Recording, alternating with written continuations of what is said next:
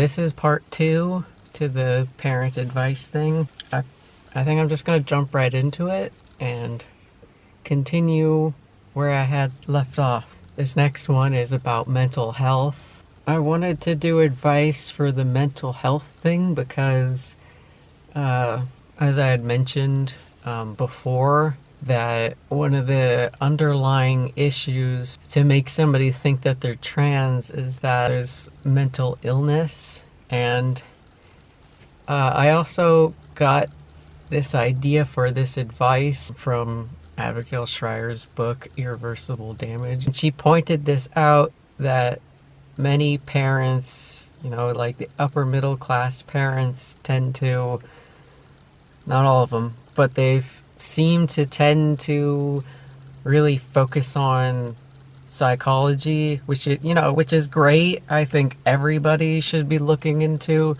psychology and trying to analyze our behavior. I think that should be totally analyzed critically.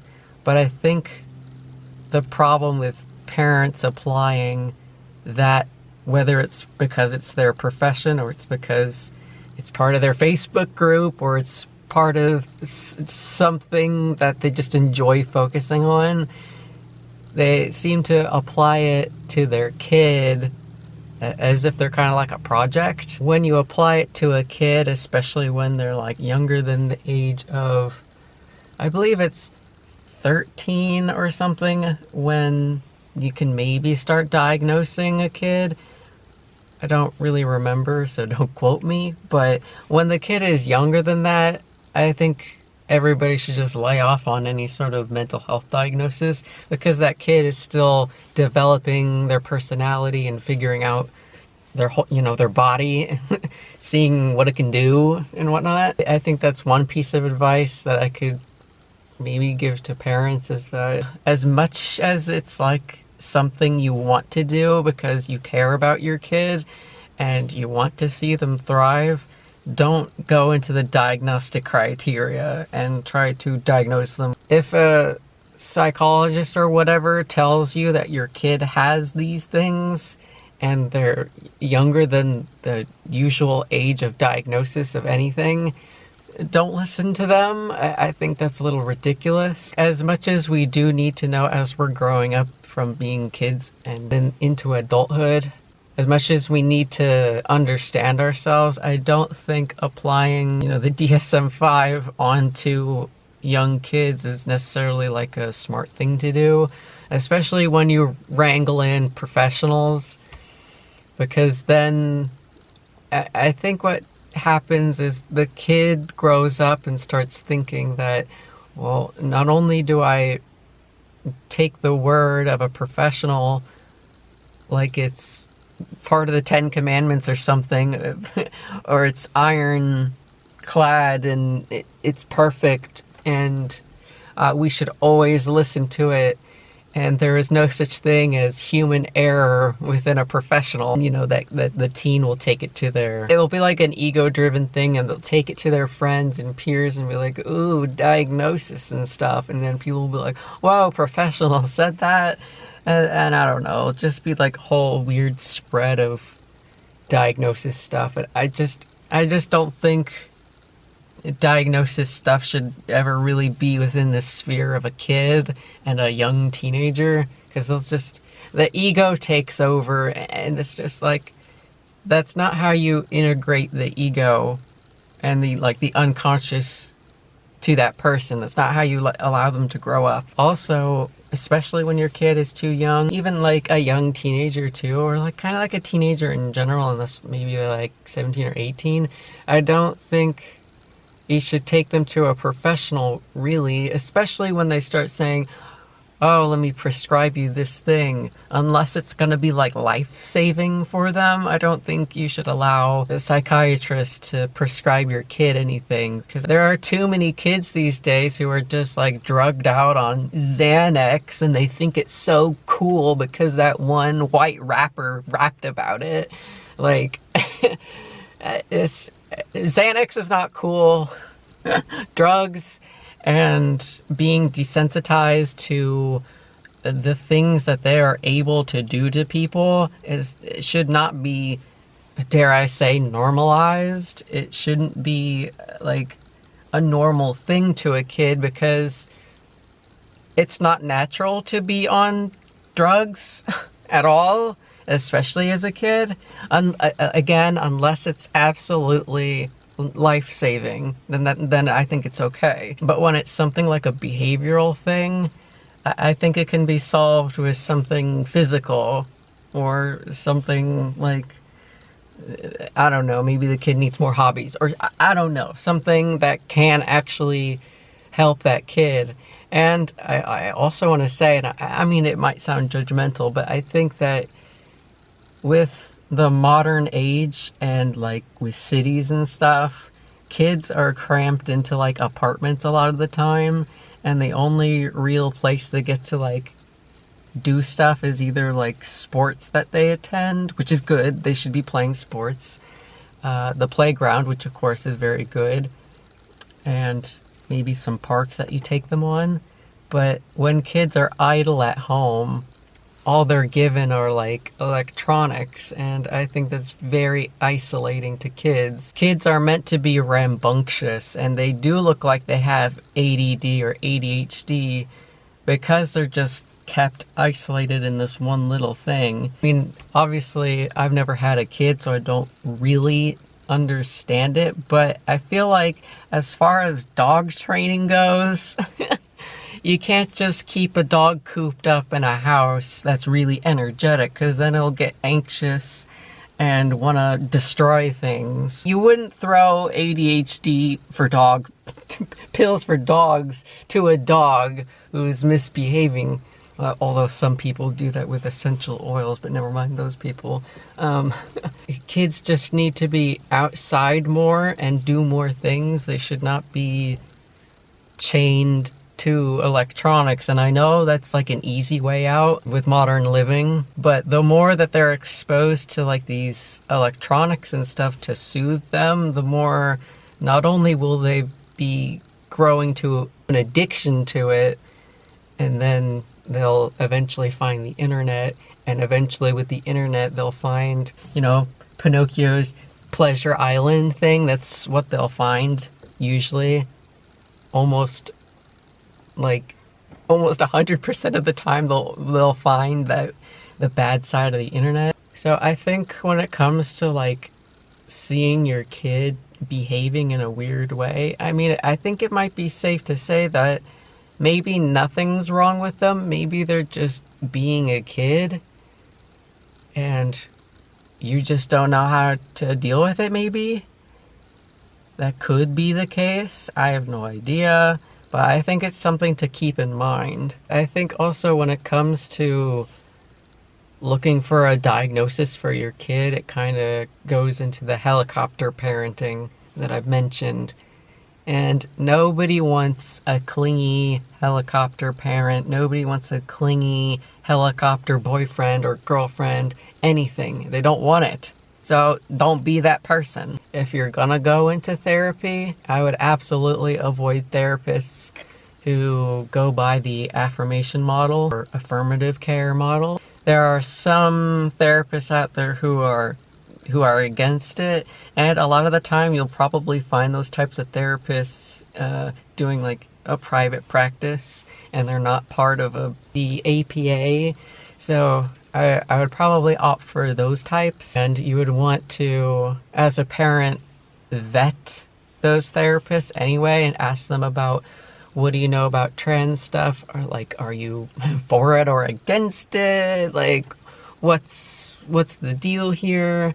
And if they're like, I don't know, kind of for it, I guess you could show them like studies and papers and whatnot that are like, here's some information that could like challenge you, and maybe you'll understand that I don't want you to do affirmative stuff. I don't know how much that would work, but I think it's kind of worth a try depending on what that therapist kind of like, what their energy sort of is. I don't know what their personality or what their aim for is in therapy. And there's starting to be like a little bit of an uptick of detransition therapists. These would be therapists who have either detransitioned themselves, or they want to help detransition people, or they would want to help with like teenagers and kids who are thinking that they're trans. You can go to those people. And I did recently find a link for a website that has all these detransition therapists, which one of them would be Sasha Ayad. And I think it's also a good thing to keep in mind. Maybe you can also search for this.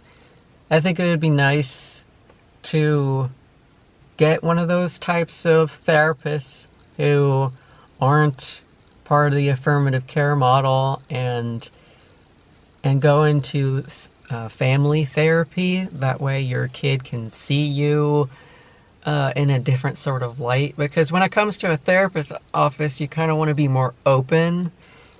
And it's just nice to have your kid can express some frustrations to the therapist, and you can express some frustrations with the therapist, and then they get to like do their magic and critical analysis stuff, and then filter it and say something more cool and understandable to the opposing party. Because for me personally, I would have liked to been able to, like, if I had gone through family therapy when I was a teenager, I would have, depending on how willing my mom would have been to be that open, I'm sure she would have been at least somewhat open, but she wouldn't be as self-aware. I think I would have been able to see a side of her that I had never seen at home. So I think that whatever your kid might see you as now, that might change in a therapy setting. So I think it's really worth a shot. If you can open up as a parent about like what some of your problems are and like some vulnerabilities that you have, I mean, depending on how your kid sees you, this could just totally change things entirely. Because I think parents tend to have this face with their kids where they're like, I'm meant to be perfect, or I'm meant to like present myself in a certain way as like a mentor and teacher and whatnot. And that illusion cannot be shattered because something bad might happen. The words escape me right now, but seeing my mom be a little bit more vulnerable would have shown me how human she is, and that like I'm not the only one who has problems. She has problems too. And I think in a therapy setting, I just think that if the parent, you, can put that mentor role that you should normally have, yes, but like sometimes it's just good to like let it down a little bit and show your kid how human you are. And you do have some flaws. But depending, again, on the situation, maybe your kid sees you as like a transphobic bigot. Just a negative character to them. And they kind of don't like you for whatever reason that is. I mean, teenagers do that regardless. But I just think having that teenager see a little bit of you in a more human and flawed way, which they've seen your flaws anyway, they would be like, feel a little bit more safe seeing that, knowing to some capacity the struggles that you face, the struggles that you have faced throughout your life, and what some of the challenges you've been through, and then like saying that out loud in the therapist's office. And maybe the kid will like see that and they'll be like, wow, you actually have struggles like I do. I can really relate to that. And because I feel like a lot of the time when it comes to parents and kids, that mentor thing, like I said, just gets so thick and in the way that the kid just doesn't tend to see you as a person sometimes. And even though a kid should be going through their rebellious phase, because that's what teenagers do, and they wind up getting frustrated with people who tell them no, kind of seems like regardless. have them know that you are human, you have a heart, you have your own struggles too, and you admit that you're flawed as well. I think that would let the kids guard down at least a little bit. I mean, maybe they won't admit it, but they'll appreciate it. And then lastly, for mental health, this one's harder to talk about. Again, it's like a taboo sort of thing, but I want this to be like a broader swath of if your kid who believes they're trans starts saying things like, I'm gonna die, or I'm gonna kill myself unless I get hormones, don't take the suicide bait. It's absolutely 100% bait. Nobody wants to kill themselves. Your kid does not want to kill themselves at all. Anytime somebody says, I want to die, I'm going to die if I don't get this, it's a cry for help. They want you to help them in some way, whatever it is that they need. And I think this goes into what I was saying before about, like, don't enable your kid. Try to question what's going on with them. Of course, like, soothe them because they're very much distraught. But try to ask questions that get it to the bottom of what they're concerned about. And like I've said, gender is not the problem at all. Go for what is underneath that and ask questions to where your son or daughter can get to the base of what they're concerned about. Next point is a child-parent relationship healing. I wrote this one up because, well, it goes into a lot of the things that I've been saying before. And I wanted to point this out because this more applies to if, like, one of the parents is gone, like maybe they ran away and abandoned the home, or they have they're very dysfunctional in some way, and maybe you as a single mom or dad has divorced this person and they're just like out of your life, maybe they passed away, and your kid is just like left with just you or a stepdad. And if your kid believes that they're trans, then I would start examining what their relationship was with their father. If it was negative, then and they're like still holding on to those like negative feelings from their relationship with their father or mother who's gone, and they hold on to those feelings, and then they also probably feel worthless. I just think it's really good to examine what that relationship was when they did have a connection. Like when that connection is severed, your kid might get obsessed with, like, let's just say it's a father. The father is gone, and it's a daughter. The daughter will get like so fixated on the absence of him and whatever impression that he had left on her, she'll start trying to manifest that sort of father figure in an ideal fashion onto herself, which is what I did. And I've also noticed that when it comes to like heterosexual detransitioned women, they tend to create a visual representation of things that they like in a male partner onto themselves, which just goes to show how like absent something is in their life. They want that connection in any way they possibly can. And I've also noticed that when it comes to like detransition, desisted, or even like FTM people, when they talk about like what they were as a trans guy and what they are as one currently, and they always tend to talk about it like, I wanted or want to be like a really strong, basically paternal male who's like a gentleman, and he's strong and yet like soft in these ways, and essentially what it boils down to is, I want a really nice man in my life. I want a playful, nice, strong paternal father figure.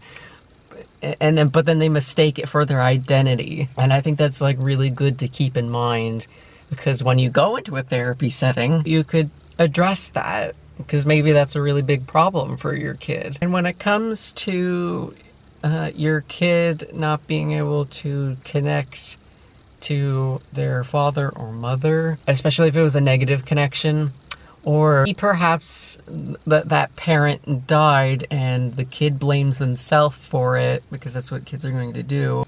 And sometimes there's even like a resentment, like, how dare you die, sort of thing. You abandon us in death, or something. Some kids do that.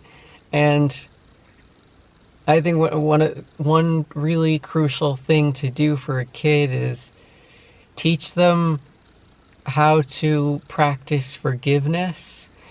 And forgiveness is like, it's not, especially when the father or mother was like abusive, it's not that the parent deserves forgiveness. Maybe they do, I don't know, depending on your situation, but forgiveness is for you, not for them. Because it's kind of like that one resentment quote by like Buddha or whatever, saying like, if you drink poison and expect the other person to die, like, you're not gonna get anywhere with life. You're just gonna be stuck in this bubble of toxicity, and it's just gonna grow on you. And I'll be having links in the description for that process of how to forgive and why it's important to do. A key point in why it's important to do it is because that abusive parent had their own baggage, or maybe they committed suicide themselves, because some parents do that. That they had their own baggage to deal with, and it really has nothing to do with anybody else except for their own demons that they were dealing with. And even though it looked like whoever that parent is was being like really abusive toward the kid or toward the other spouse, like, it's not the fault of anybody else. It's all on them. And knowing that that abusive person has all these demons that they're taking care of and being haunted by makes it easier to let go of the resentment that you have, or the kid has. Finally, on this question, for the parents whose child who has estranged themselves from the family, I would say, even if she's like, or he, if your son or daughter has blocked you from all social media and, I don't know, done some other tricks to like cause distance between the both of you, do everything in your power to get in contact with them. Be stubborn about that. Don't give up. Just keep going. If you know where they are, try to see them in person. And when you do see them in person, don't mention that they're in a cult, like I said before. Don't mention that they've been indoctrinated and, oh, we're concerned about you and your well-being, because that's not how your son or daughter sees it. They see it as, I'm in this wonderful world of love bombing and it's so beautiful and passionate and I feel like I'm exactly where I'm supposed to be. And then these people come along and they're like, hey, you're in a cult. And they're like, how could it be a cult when I feel so good about life? So don't mention those things. Simply remind your child of the outside world, that the outside world exists. Because for them, they've made like this huge gerbil ball of gender and they've trapped themselves inside of it. And you want to like drill a little hole and fold up something, some kind of information about like, you know, the wonders of the outside world and just poke it through that little hole. You could approach it like, I just simply want to gain more information on what's happening in a non-judgmental way. Just come at it from, I'm curious, I want to know more, what's going on here, can you enlighten me? When you ask a question, always leave plenty of room for them to answer it because, like I said before, they want to be listened to. So give them the space also for them to like really crunch out that answer. Remember your education on the subject. I will provide links below on other things that might help you. And then finally, I was asked, is there any questions to ask teenagers who believe they're trans?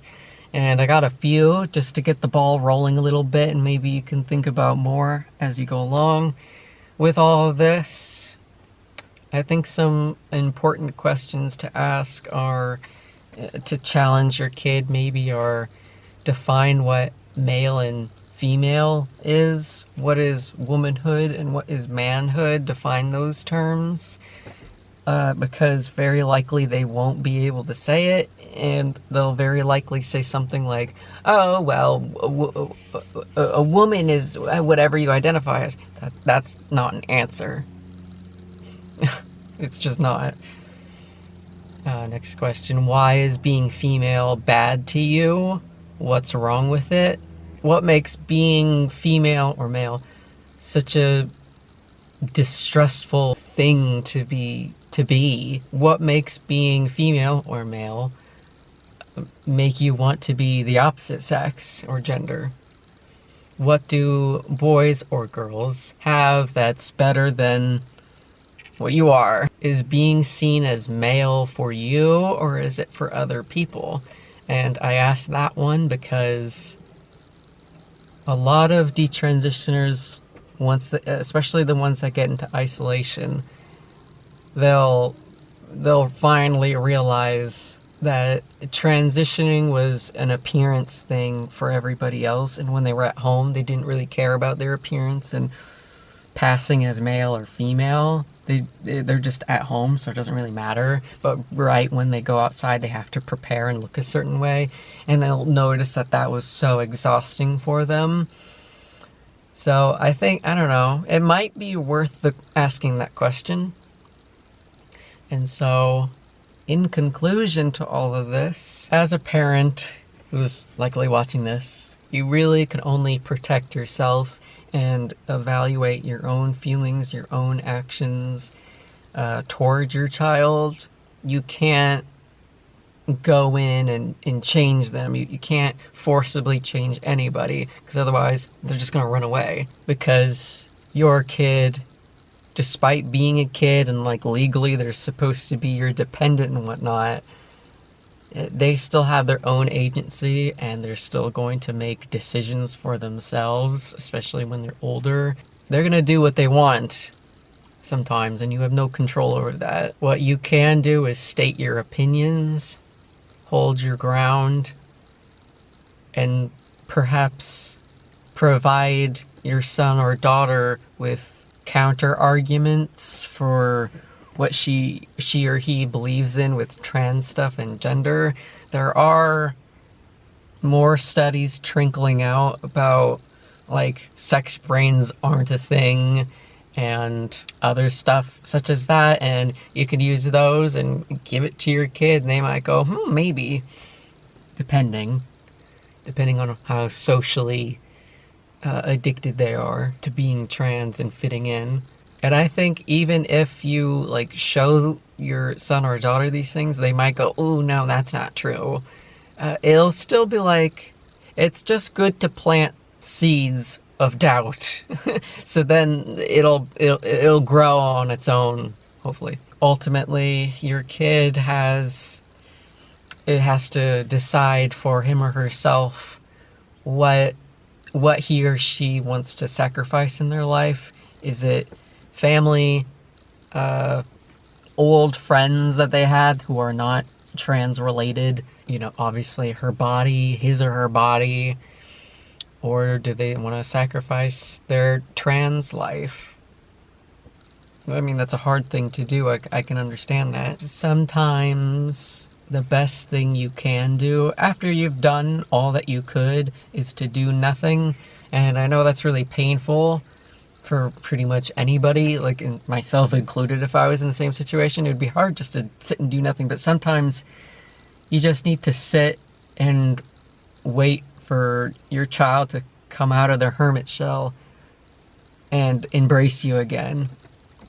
Because when it comes to like ideas like these with major lifestyle changes, you need to give space. Sometimes you just need to allow this sort of phase to just run its course and accept what it ends up being. Finally, how I want to end this is, if you're a parent and you're watching this, and if you have more questions, I would be glad to attempt to answer them and see if I can like give more advice on how to handle your kid. I'm not gonna have all the answers, so I'm probably gonna ask for help for it, but I still want to try. So please post your questions in the comment section below. And then also for parents who have like a pretty good relationship with their trans-identified child, who you don't accept them being trans, but you're dealing with it, I would like it if you could like maybe post some advice that you have on how you deal with it and your kid, so that other parents can like see it and then maybe like take some of your advice. I think that'd be very nice. That's my whole thing. That was very long. I hope it covers some good ground, and I hope it is useful. I'm just one person and with one perspective really, so I don't expect like everything I say to be like, oh yeah, that's good. That's some good stuff. Hopefully I will get back into the video thing a little bit sooner rather than like a month.